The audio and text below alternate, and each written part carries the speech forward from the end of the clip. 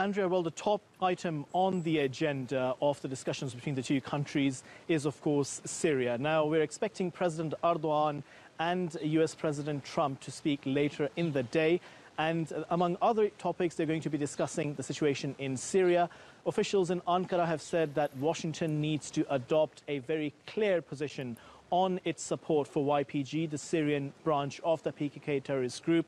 And President Erdogan has said that the United States needs to decide whether it stands with its ally, strategic partner, or whether it's going to support a terrorist organization. So this is going to be discussed. Turkish Foreign Minister Mevlut Cavusoglu has said that the statements from some of the US officials are not very clear, they're very ambiguous. President Erdogan has earlier said that it seems that some US officials do not have an understanding of the security dynamics of Turkey. They don't seem to be sensitive towards Turkey's requirements. So that's something United States should take account of, according to Turkish officials.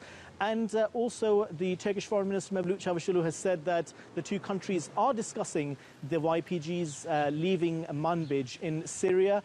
If the United States does not live up to its commitment and does not make the YPG leave Manbij, then Turkey will take its steps. And this, of course, refers to military options to expel YPG from Manbij. And the foreign minister has said that Turkey wants administrations in areas in Syria that reflect the demographics in those areas. So, for example, YPG has been controlling some areas in Syria that are dominated by Arabs, and they have forcefully changed demographics. This is a matter of concern for Turkey, and Turkish officials are saying that it's important that, number one, no terrorists are in charge of any areas, and number two, the governments and administrations are reflecting the people there.